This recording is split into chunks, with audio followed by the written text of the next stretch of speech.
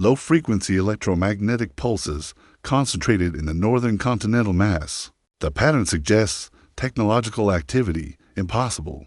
The hegemony xenobiologists had been thorough. In their extinction protocols, every major population center had been glassed from orbit. Every underground bunker had been collapsed by seismic charges. The radiation levels alone should have sterilized any remaining pockets of human survivors. Within months of dispatched reconnaissance drones, HFY ordered full-spectrum analysis. As the sleek probes descended toward Earth's poisoned atmosphere, HFY remembered the briefings from the war's final days. Humans were classified as a Class 7 extinction threat of species whose technological development, combined with their psychological profile, posed an existential danger to galactic civilization. They were the only species ever discovered that actively glorified warfare, that wrote songs about their defeats and celebrated their dead warriors. Their literature was filled with stories of impossible last stands and Pyrrhic victories. Most disturbing of all, they were the only known sapient species that waged war against their own kind with the same ferocity they showed external threats. The reconnaissance data began streaming back to the fleet. BlackHFY's compound eyes widened as she processed the information. Sir, I'm detecting extensive underground construction, kilometers of excavated tunnels, power conduits, manufacturing facilities. The humans have been building. HFY felt his blood chill. The war had lasted 8 years, the longest conflict in hegemony history. Human ships had been inferior in every measurable way, slower, less efficient, equipped with primitive weapons that relied on kinetic force rather than elegant energy manipulation. But they had compensated with tactics so brutal and unconventional that veteran hegemony commanders had resigned rather than face human forces again. They were the only species that had ever deliberately sacrificed entire fleets in suicide attacks. The only species that had weaponized their own evacuation ships, filling them with antimatter and ramming them into hegemony dreadnoughts. The only species that had continued fighting even when their homeworld was under bombardment, broadcasting defiant messages until their transmitters were reduced to atomic particles. How many? HFY asked quietly. Unknown, sir. The tunnels extend beneath most of the northern continent, based on the construction scale. I estimate hundreds of thousands, possibly millions. The bridge fell silent except for the hum of life support systems. Every member of HFY's crew had fought in the human war. They had all witnessed what these particular primates were capable of when cornered. They've had 3 years, Tactical Officer Merton observed, his usually steady voice betraying a tremor. 3 years to dig in, to prepare, to plan. HFY studied the tactical displays, watching the sensor ghosts moving through Earth's underground networks. The hegemony had made a critical error. They had assumed that destroying Earth's surface infrastructure would end human resistance. They had failed to account for humanity's most dangerous characteristic, their absolute refusal to accept defeat somewhere below. In tunnels carved from radioactive rock, the humans were waiting. They had spent 3 years in the dark, breathing recycled air, eating synthetic proteins, and planning their revenge. The hegemony had thought the war was over. They were about to learn how wrong they were.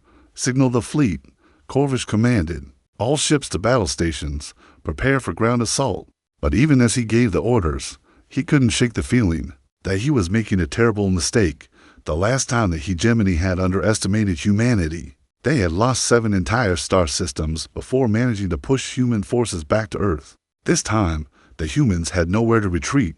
The first probe died 3 kilometers beneath the surface. Contact lost with Recon 7, BlackHFY reported, her voice tight with professional calm that barely concealed growing unease. Last telemetry shows structural damage, consistent with explosive decompression. HFY leaned forward in his command chair, studying the tactical hologram. The probe's final moments played in slow motion, a corridor carved from living rock. Then a brilliant flash as something tore through its armored hull.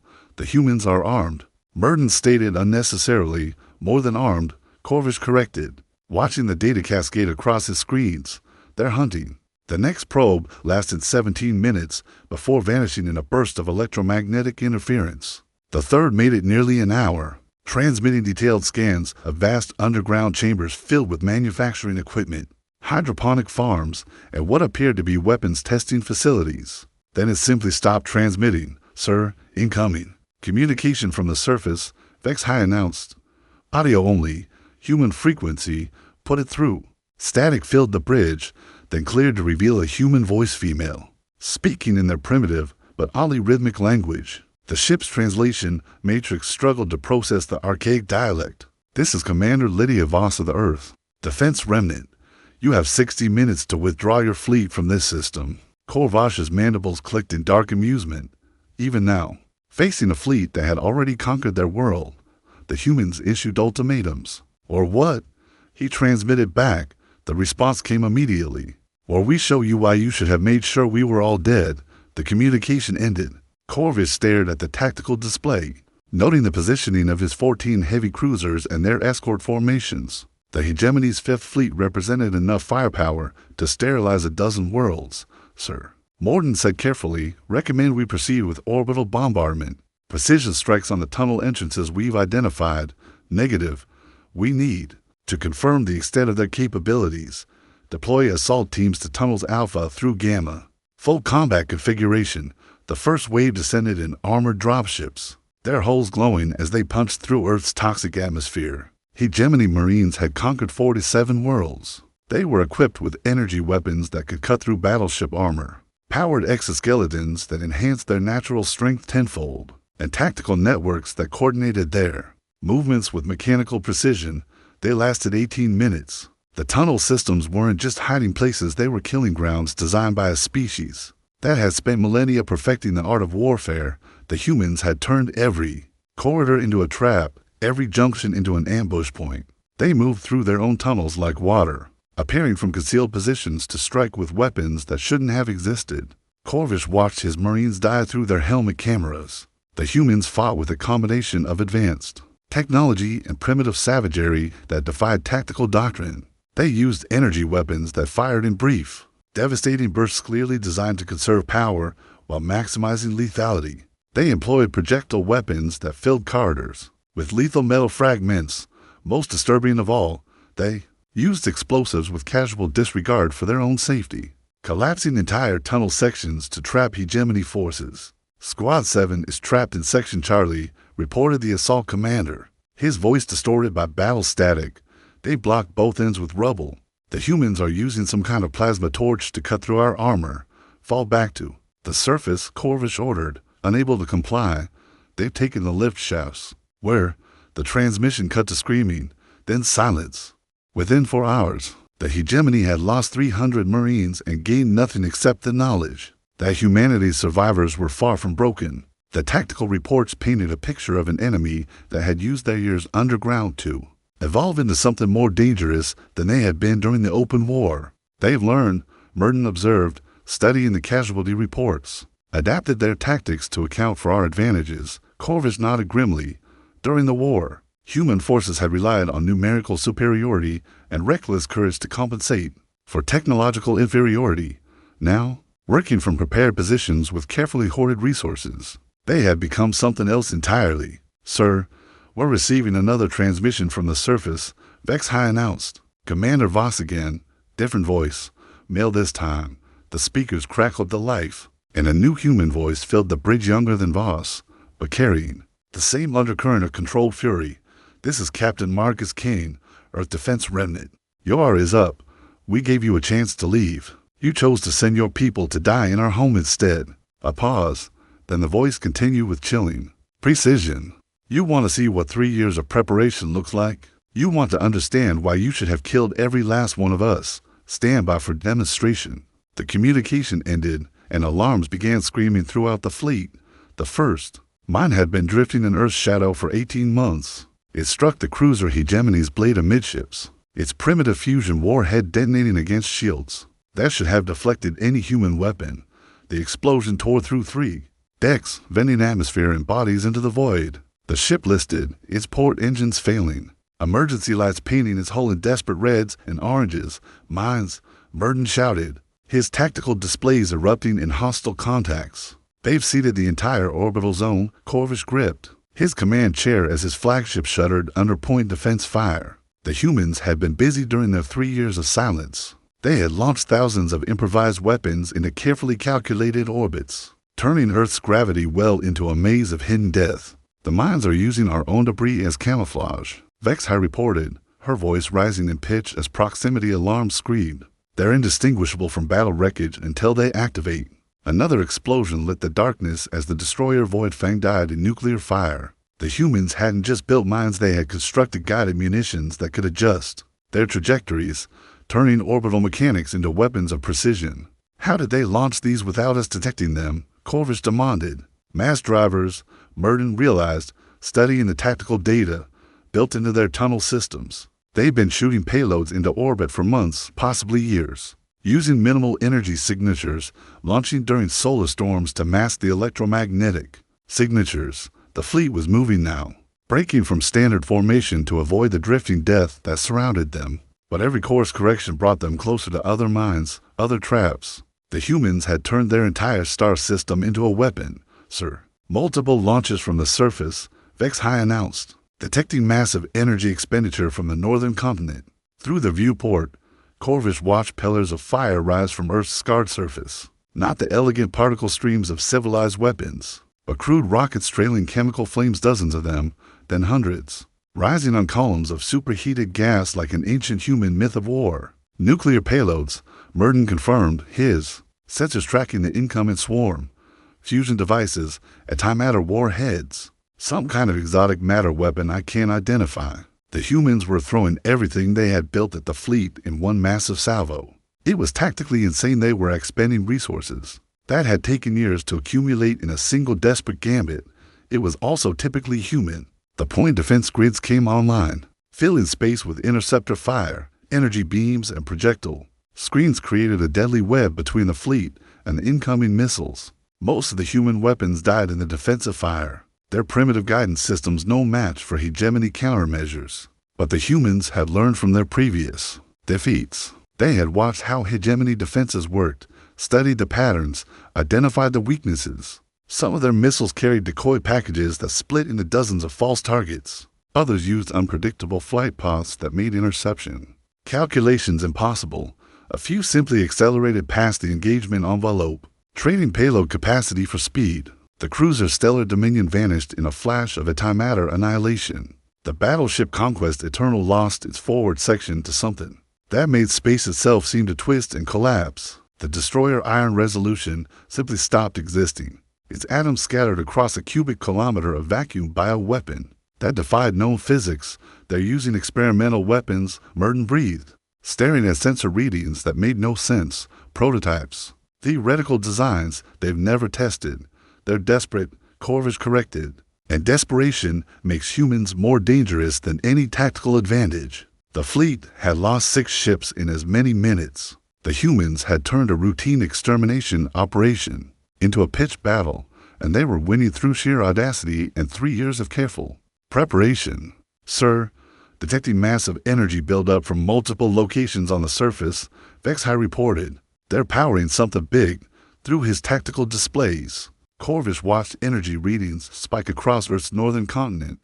The humans were drawing power from fusion reactors, geothermal taps, and what appeared to be matter conversion systems that shouldn't have been possible.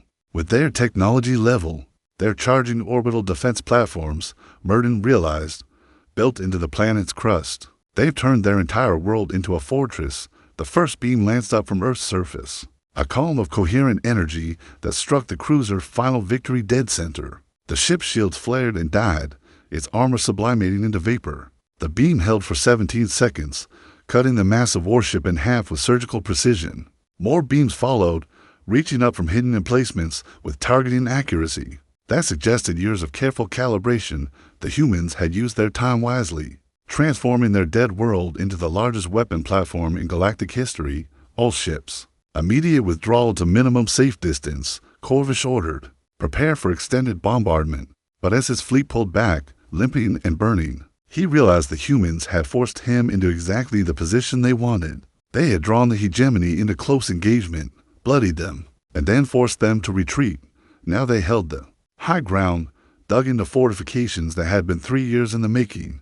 The war wasn't over. It was just beginning again, and this time, the humans were ready. Admiral Corvus stood in his war room, studying holographic displays that showed the scope of humanity's preparations. 3 days of long-range scanning had revealed the true magnitude. of what the humans had accomplished during their years of apparent defeat. They've weaponized their entire planet, Chief Analyst Kelther reported, his 6 arms gesturing at tactical overlays, mass driver installations built into mountain ranges, fusion reactors embedded in tectonic fault lines. The orbital defense platforms are just the beginning. The planet below was no longer Earth, it was a fortress designed by a species that understood warfare at a fundamental level. Every natural feature had been converted into a defensive advantage. Every city ruined concealed weapons emplacements. Every tunnel system connected to a vast underground network that allowed rapid troop movement and resource distribution. Conventional bombardment won't work, Merton observed. They've built their critical infrastructure too deep. We need to crack the planet's crust to reach their command centers. Then that's what we'll do. Corvus decided. Deploy the deep strike weapons. Target the major fault lines and magma chambers. If we can't dig them out, we'll cook them out. The deep strike missiles were Hegemony's ultimate ground warfare weapons, gravitational impactors that could trigger seismic events, turning a planet's geology against its inhabitants. They had never been used against a species that had prepared. For them, the first salvo launched at dawn, ship time. 12 massive warheads descended toward Earth's surface. Their exotic matter cores designed to create localized gravitational anomalies that would shatter continental plates. They detonated exactly as designed. Artificial earthquakes rippled through Earth's crust, triggering volcanic eruptions and tsunami waves that swept across the poisoned oceans. The planet's surface convulsed like a wounded animal. The humans' response was immediate and devastating. Detecting massive launches from the southern continent, HFY announced, her voice tight with professional alarm. They're shooting their entire arsenal at us. This wasn't the desperate gambit of 3 days ago.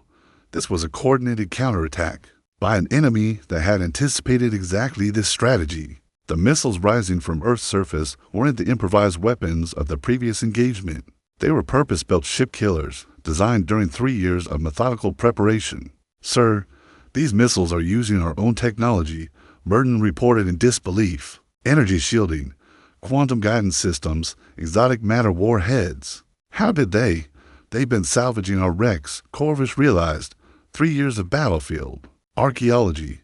They've reverse-engineered everything. The human missile struck the fleet with precision that matched the best hegemony weapons. The cruiser Eternal Dominance died first. Its reactor core breached by a warhead that used the ship's own shield harmonics against it.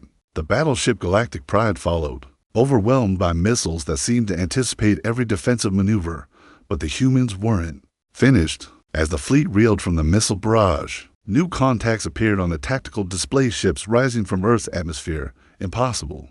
Merton breathed. Our intelligence indicated they had no remaining space-capable vessels. The human ships were unlike anything in the war databases. They were crude, angular constructions that looked more like flying weapons platforms than proper starships. But they moved with deadly purpose, accelerating on fusion torches that painted space with radioactive fire. They built them underground, Kelther observed. During the bombardment, they'd been constructing a new fleet in caverns deep enough to survive orbital strikes. The human vessels weren't trying to match Hegemony's ships in elegant maneuvers or technological sophistication. They were flying directly at the fleet with the same suicidal courage that had characterized human tactics throughout the war. All ships, evasive maneuvers, Corvus ordered. Do not let them close to ramming distance. But the humans had learned from their previous sacrificial attacks. These ships carried something new, weapons that fired at point-blank range before, detonating their own hulls in nuclear fire. They were guided missiles with human crews, designed to ensure maximum damage before their inevitable destruction. The first human ship reached the destroyer Swift Vengeance and fired a weapon that seemed to tear holes in space-time itself. Both ships vanished in an explosion that left only expanding plasma and gravitational echoes. They're using exotic matter reactions, Merton reported, his voice hollow with shock, converting mass directly to energy. They're turning their own ships into antimatter bombs. 5 more human vessels broke through the defensive fire, each one dying in the moment of its attack. The cruiser Hegemony's lost its forward third to a weapon that somehow folded space. The battleship Conquest Supreme was crippled by an explosion that seemed to occur inside its own hull. In 30 minutes of brutal combat, the humans had reduced Corvus's fleet by half. They had done it by embracing the one tactical doctrine that no civilized species would consider the complete expenditure of their own forces. In service of maximum enemy casualties, Sir, HFY said quietly. We're receiving another transmission from the surface. The voice that filled the bridge was Commander Voss again, but she sounded different now, tired, strained, but carrying an undercurrent of grim satisfaction. Admiral Corvish, you wanted to see what 3 years of preparation could accomplish. You wanted to know why you should have killed every last one of us. Now you know. A pause, filled with the crackle of radiation from the dying ships around them. We've been waiting for you to realize the truth. This isn't your victory parade through a conquered system. This is our trap. And you flew right into it. The transmission ended, leaving Corvish staring at tactical displays that showed the wreckage of what had been the hegemony's most powerful fleet around Earth's orbit. The debris of 2 civilizations drifted in expanding clouds of metal and organic matter.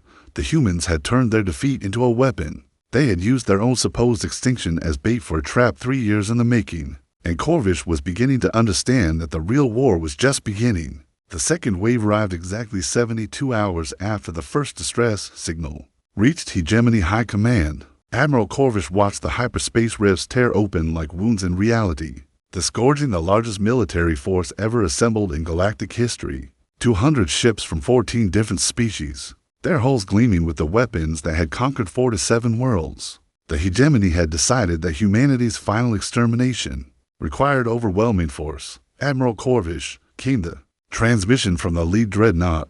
This is Fleet Commander Vorthik. You are hereby relieved of command. Prepare for full-scale planetary bombardment. Corvish watched his replacement ships move into bombardment formation, their positions calculated to reduce Earth's crust to molten slag within 6 hours. Vorthik was a traditionalist who believed in ending resistance through absolute destruction. He was about to learn why that approach had failed before. Sir, HFY reported, her voice carrying the exhaustion of 3 days of constant battle, detecting massive energy signatures from Earth's moon. Every sensor on every ship in the system turned toward Luna, humanity's ancient satellite. For 3 years, it had appeared dead, just another airless rock orbiting a conquered world.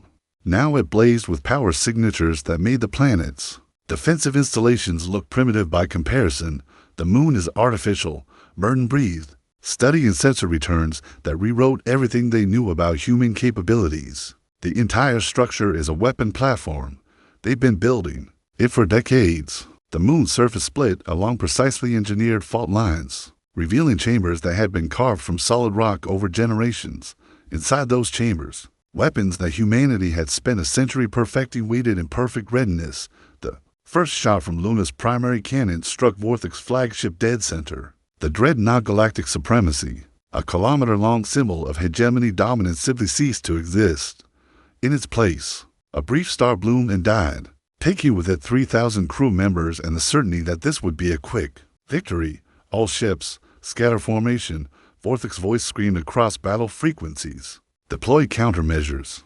But the humans had spent generations studying hegemony tactics. They knew exactly how the fleet would respond, exactly what evasive patterns the ships would follow. Luna's secondary batteries opened fire, each shot precisely calculated to intercept. Fleeing vessels dot the cruiser Eternal Victory died in fusion fire. The destroyer squadron Wolfpack dissolved under coordinated beam weapons. The carrier Star Dominion launched its fighters just before a gravitational impactor crushed it into a sphere of compressed metal and organic matter. They built Luna into a fortress, Kelther reported, his analysis programs struggling to process the scale of human engineering. Multi-generational construction. They'd been preparing for this moment since before first contact.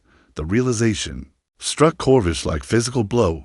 Humanity hadn't just survived their defeat, they had been planning their revenge since the war began. Every tunnel on Earth, every weapon platform, every sacrificial ship had been part of a strategy that spanned decades. The hegemony fleet began its attack run, 200 ships diving toward Earth in a classic bombardment formation that had ended resistance on 47 worlds. They met a wall of fire that rose from the planet's surface like the wrath of an angry god. Mass drivers built into mountain ranges fired shells, the size of starships, particle beam installations that had been carved into ocean trenches reached up with fingers of annihilation. Missile silos hidden in polarized caps opened like flowers of death, releasing warheads that had been stockpiling for years. The battle became a three-dimensional nightmare of explosions and debris. Ships died by the dozens, their hulls torn apart by weapons that should not have existed. The humans were throwing everything they had ever built at the attacking fleet, turning their entire star system into a killing ground. The carrier's Dominion's fist and stellar authority are gone, reported a surviving communications officer. Fighter wings Omega and Theta have been eliminated. The battleship Conquest Absolute is venting atmosphere. Corvish watched the tactical displays paint the story of galactic civilization's worst military disaster. The hegemony was losing ships faster than they had in 8 years of war against humanity at its peak, but the humans were paying a price to their installations were being systematically destroyed, their weapons running out of ammunition, their defensive positions crumbling under return fire. Sir, HFY called out, detecting launches from Earth's deep structures. Something big. The planet's surface erupted in a dozen locations as launch tubes that had been secretly constructed over decades fired their final payload. Rising from Earth came humanity's last gambit ships larger than anything they had built before. Crude constructions that looked more like flying cities than weapons of war. Generation ships, Murden realized, they're evacuating their population. But as the massive vessels climbed toward orbit, their true purpose became clear. They weren't fleeing, they were positioning themselves for one final attack. Each ship carried the population of an entire underground city, along with every weapon the city had managed to build. The first generation ship reached the hegemony lines and opened fire with weapons that had been built by a million desperate hands. Its hull split open like a seed pod, releasing thousands of smaller vessels, fighters, bombers, and suicide drones crewed by volunteers who had spent 3 years preparing to die for this moment. The carrier Victory Eternal disappeared in a swarm of human fighters that overwhelmed its defenses through sheer numbers. The battleship Galactic Dominance was crippled by bombers that flew directly into its weapon batteries, their crews shouting defiance until the moment of impact. But the generation ships themselves were the real weapons. As hegemony forces closed in to destroy them, they revealed their final secret. Each ship carried a Nova bomb, a stellar engineering weapon that could sterilize an entire star system. They're going to detonate stellar conversion devices. Vorthic's voice screamed across all frequencies. All ships, immediate withdrawal. They're going to turn their own sun into a weapon. The first Nova bomb detonated just as the hegemony fleet began its retreat.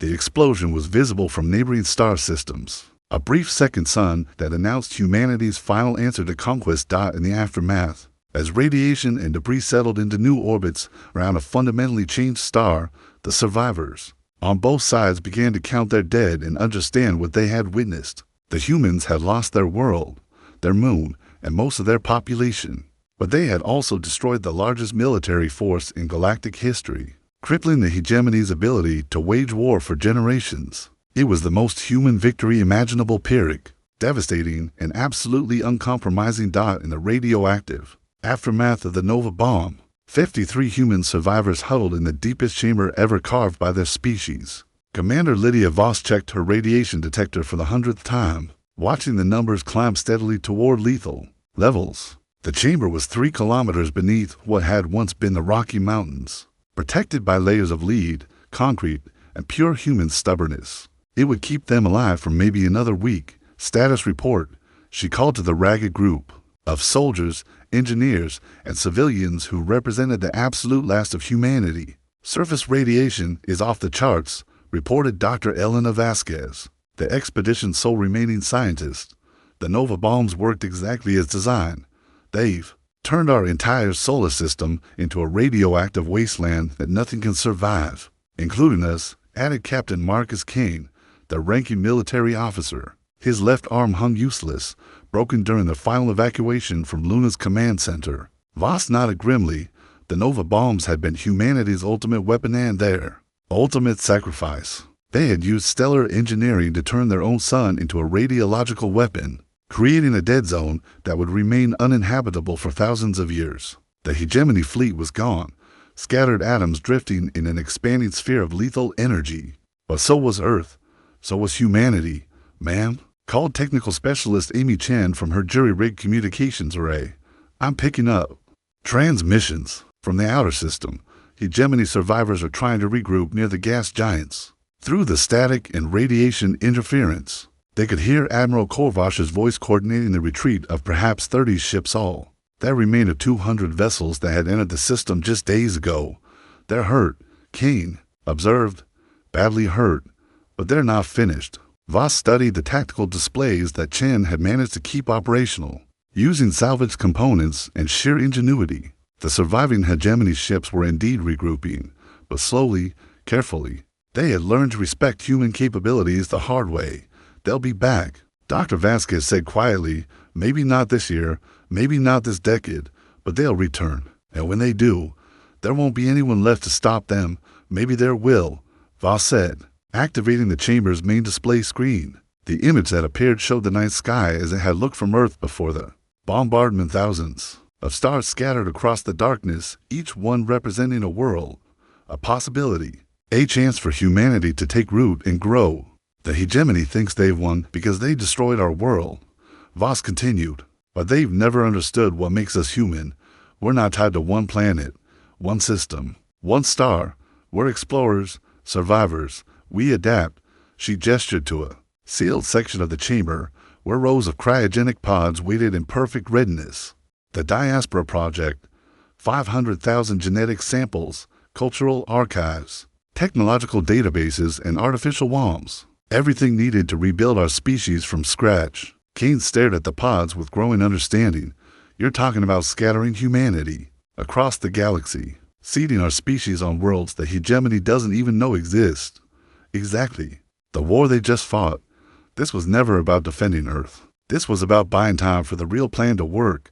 Chen looked up from her communications ray, her face pale with radiation sickness, but her eyes bright with possibility. I'm detecting automated signals from the outer system. The sleeper ships launched during the bombardment.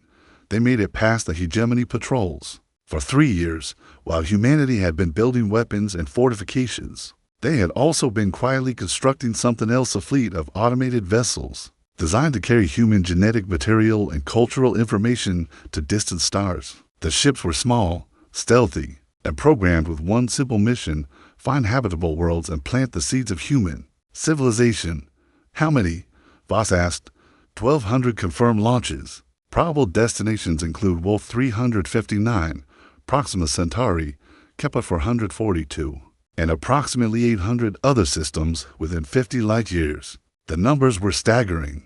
While the hegemony had been focused on conquering one human world, humanity had been preparing to become citizens of 800 worlds. The hegemony fought us as if we were like them, Dr. Vasquez observed, centralized, dependent on homeworld infrastructure, bound by conventional thinking about territorial defense. They never understood that losing Earth was always part of the plan, Voss agreed. Every human who died in this system bought time for the sleeper ships to reach their destinations. Every weapon we fired was a distraction from the real war. Kane was studying the strategic implications, his tactical mind racing through possibilities. When those ships reach their destinations, they'll begin the colonization process. Automated terraforming, genetic reconstruction, cultural indoctrination through interactive programs. And in 50 years, maybe 100, there will be human colonies scattered across this entire region of the galaxy, Voss concluded.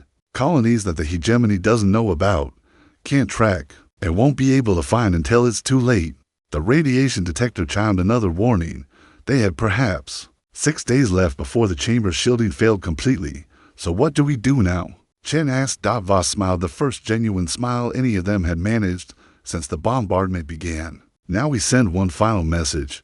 Let the hegemony know exactly what they've accomplished. She activated the chamber's primary transmitter, broadcasting on frequencies that would reach every surviving ship in the system. Admiral Corvish, this is Commander Lydia Voss, representing the last humans in Sol System. Congratulations. You've successfully destroyed our homeworld, killed billions of our people, and eliminated organized human resistance in this star system. A pause as radiation static crackled through the transmission. You've also just made the greatest strategic mistake in galactic history. While you were fighting the war you thought you were winning, we were preparing for the war that actually mattered in 50 years. When human colonies begin declaring independence on worlds you've never heard of, remember this moment. Remember that your victory here was the beginning of your civilization's end. The transmission ended, leaving the chamber in silence except for the steady clicking of radiation detectors and the hum of failing life support systems. Outside, Their star burned with artificial fury, sterilizing everything within a dozen astronomical units. But beyond that expanding sphere of death, 1,200 ships carried humanity toward its true destiny among the stars. The war for Earth was over. The war for the galaxy was just beginning. 73 years later, Admiral Corvish was ancient now, his carapace scarred by decades of battles that had grown increasingly desperate. He stood on the bridge of his flagship, staring at tactical displays that showed the impossible scope of humanity's final revenge. Confirmed the reports, he ordered, though he already knew what his intelligence officers would tell him. Verified. Human colonies on 417 worlds, reported his current aide, a young officer who had never known the galaxy before humanity's return. Active resistance movements on 12 additional systems. 3 hegemony core worlds under direct attack. The numbers were a catalog of civilizational failure. The sleeper ships that had escaped Sol system 73 years ago had found fertile ground among the stars. They had seeded human populations on worlds scattered across 1,000 light years, each colony growing in isolation until it was strong enough to reveal itself. The humans had learned from their defeat at Earth. These new colonies didn't announce themselves with proud broadcasts or diplomatic overtures. They grew in secret, established themselves in strength, and revealed their presence only when they were ready to fight. Sir, receiving priority transmission from Hegemony Prime, the communications officer announced. High Command wants an immediate status report on the Tau Ceti situation. Corvish's mandibles clicked warily. Tau Ceti was the latest nightmare human colony that had somehow acquired weapons technology that exceeded anything in the hegemony arsenal. Their ships used gravitic drives that bent space-time itself, powered by fusion reactors that seemed to violate known physics. Tell High Command that Tau Ceti is a total loss, Corvish replied. The human fleet there destroyed Admiral BlackHFY's entire task force. They're using weapons we don't understand, tactics we can't predict. He paused, remembering the tactical footage from humanity's latest victory. Human ships that moved like living things, coordinating their attacks with a precision that suggested some kind of collective consciousness. Weapons that seemed to anticipate hegemony defensive measures, as if the humans had spent decades studying every possible countermeasure. How many active human colonies are we tracking now? Corvish asked. Conservative estimate, 400 confirmed. Probable estimate, over 800.